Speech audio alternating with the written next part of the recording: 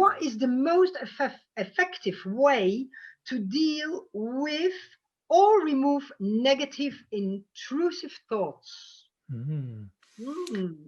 Yeah. So what we should do is we should create a quieter mind. Quiet. Okay. So we should learn how to relax our body, relax our mind, become more present. One of the best ways to do this is to work with your breath. So your body's always breathing, and it's something that you can also control. The rate of your breath determines the rate of your thoughts. For anyone who's practiced meditation, as you quiet your mind, you'll notice your breathing also slows down.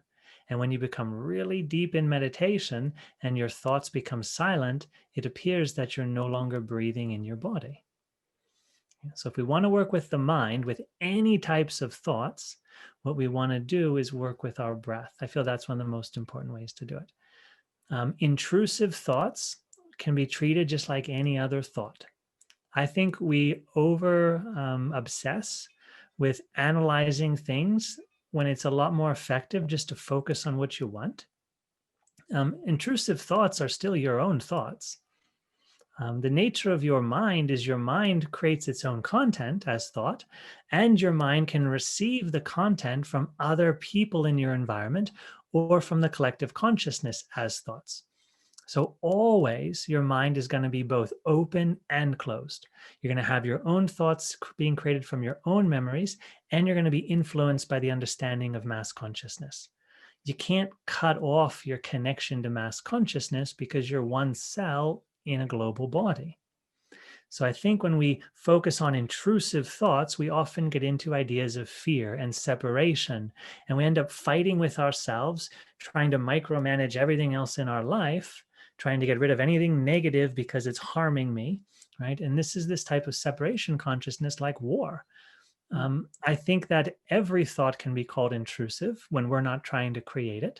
I think that every thought is creating itself unless we are using our mind consciously. And that's going to come from memories, and it's going to come from other people. If you're having a happy thought, you're not going to call it intrusive. If you're having an unhappy thought, you'll call it intrusive.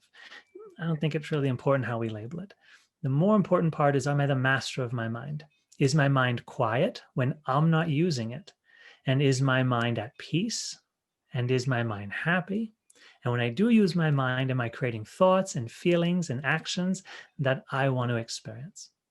So for me, I recommend becoming more awake inside yourself, right? Not judging your thoughts, not getting over and analyzing about all these concepts, and work with your breath, because when you work with your breath, you'll increase your concentration. That's going to quiet your mind. You're also going to slow down the rate of your thoughts. You're going to create more peace and harmony with your thoughts, because when you're breathing in a balanced way, there's less stress in your nervous system. Therefore, your thoughts are not going to go into those negative spaces. Working with your breath is so valuable. It keeps you out of that place of judgment of yourself and over-identification with your mind. I work with a lot of people, and something I noticed is there's a trend where people overemphasize information. And they just think they research too much and they learn too many concepts. What ends up happening is they build all of these walls around themselves, thinking that they're trapped and they're stuck. And so there's not intrusive thoughts, and there's negative entities, and there's reptilian beings, and there's, all of these different things. And they make themselves feel trapped by all of this excessive researching, this addiction to information.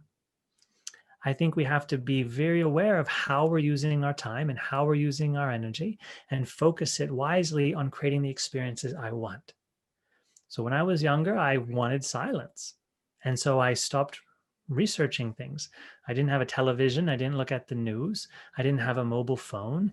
I wasn't against society. I had a job. I had many jobs. I had my own companies, but I chose what to fill my mind with. I chose to keep my life peaceful and harmonious. I chose to consciously construct my life. And in doing so, I achieved the goals that I had set for myself. But if I'm not directing my mind intelligently, then my mind's just going to start taking in all this information, everybody else's ideas, and it's probably going to stress me out. So becoming the master of your mind is very important. Not getting obsessed with all of these concepts about the new psychological term or the new spiritual method. Make it so much simpler than that, and you're going to find you're going to be able to progress so much more effectively. Mm. Mhm. Interesting.